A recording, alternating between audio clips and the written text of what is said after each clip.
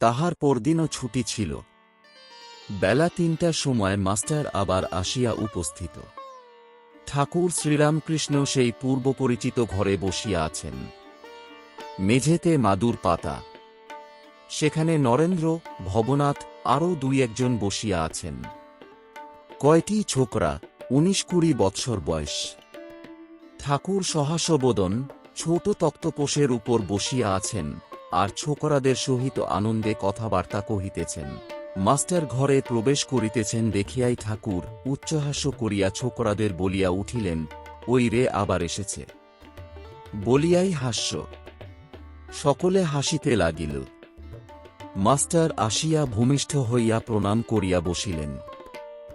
আগে হাতজোড় করিয়া দাঁড়াইয়া প্রণাম করিতেন ইংরেজি পড়া লোকেরা যেমন করে, কিন্তু আজ তিনি ভূমিষ্ঠ হইয়া প্রণাম করিতে শিখিয়াছেন।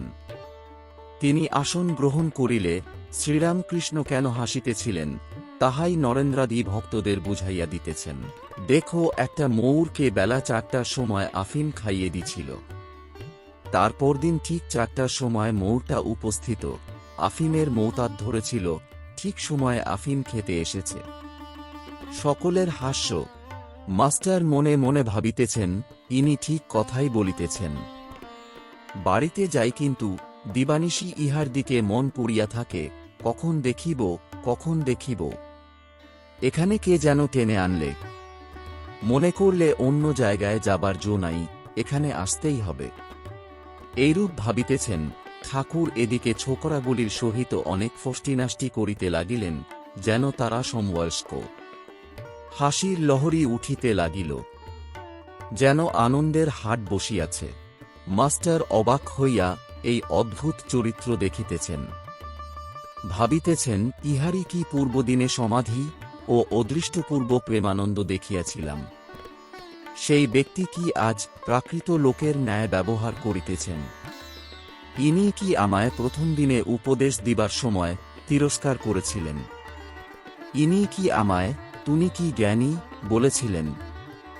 ইনি কি সাকার নিরাকার দুই সত্য বলেছিলেন? ইনি কি আমায় বলেছিলেন যে ঈশ্বরই সত্য আর সংসারের সমস্তই অনিত্য? ইনি কি আমায় সংসারে দাসীর মতো থাকতে বলেছিলেন? ঠাকুর শ্রীরামকৃষ্ণ আনন্দ করিতেছেন ও মাস্টারকে এক একবার দেখিতেছেন। দেখিলেন তিনি অবাক হইয়া বসিয়া আছেন। তখন রামলালকে সম্বোধন করিয়া বলিলেন, দেখো, এর একটু উমের বেশি কিনা, তাই একটু গম্ভীর। এরা এত হাসি খুশি করছে, কিন্তু এ চুপ করে বসে আছে। মাস্টারের বয়স তখন ২৭ বৎসর হইবে। কথা কহিতে কহিতে পরম ভক্ত হনুমানের কথা উঠিল। হনুমানের পট একখানি ঠাকুরের ঘরের দেওয়ালে ছিল। ঠাকুর বলিলেন, দেখো, হনুমানের কি ভাব। ধন, মান, দেহসুখ কিছুই চায় না, কেবল ভগবানকে চায়। যখন স্ফটিক স্তম্ভ থেকে ব্রহ্মাস্ত্র নিয়ে পালাচ্ছে, তখন মন্দোদরী অনেক রকম ফল নিয়ে লোভ দেখাতে লাগল। ভাবলে ফলের লোভে নেমে এসে অস্ত্রটা যদি ফেলে দেয়, কিন্তু হনুমান ভুলবার ছেলে নয়। সে বললে, আমার কি ফলের অভাব? পেয়েছি যে ফল, জনম সফল। মোক্ষ ফলের বৃক্ষ রাম হৃদয়। শ্রীরামকল্পতরুমূলে বসে রই। যখন যে ফল বাঞ্ছা, সেই ফল প্রাপ্ত হই। ফলের কথা কই, ধনী গো, ও ফল গ্রাহক নই। যাব তোদের প্রতিফল যে দিয়ে। ঠাকুর এই গান গাহিতেছেন। আবার সেই সমাধি, আবার নিস্পন্দ দেহ, স্তিমিত লোচন, দেহ স্থির। বসিয়া আছেন।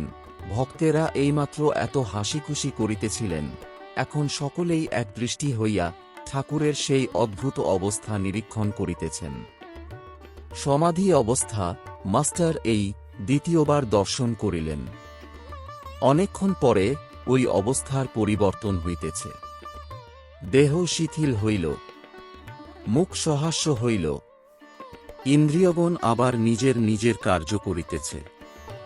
চক্ষের কোণ দিয়া আনন্দাশ্রু বিসর্জন করিতে করিতে ঠাকুর রাম রাম এই নাম উচ্চারণ করিতেছেন। মাস্টার ভাবিতে লাগিলেন, এই মহাপুরুষে কি ছেলেদের সঙ্গে ফচকিমি করিতেছিলেন। তখন ঠিক যেন 5 বছরের বালক। ঠাকুর পূর্ববৎ প্রকৃতিস্থ হইয়া আবার প্রাকৃত লোকের ন্যায় ব্যবহার করিতেছেন। মাস্টারকে ও নরেন্দ্রকে সম্বোধন করিয়া বলিলেন, তোমরা দুজনে ইংরেজিতে কথা কো ও বিচার করো, আমি শুনব। মাস্টার ও নরেন্দ্র উভয়ে এই কথা শুনিয়া হাসিতেছেন। দুজনে কিছু কিছু আলাপ করিতে লাগিলেন, কিন্তু বাংলাতে। ঠাকুরের সামনে মাস্টারের বিচার আর সম্ভব নয়। তাহার তর্কের ঘর ঠাকুরের কৃপায় একরকম বন্ধ। আর কিরূপে তর্কবিচার করিবেন। ঠাকুর আর একবার জিদ করিলেন, কিন্তু ইংরেজিতে তর্ক করা হইল না।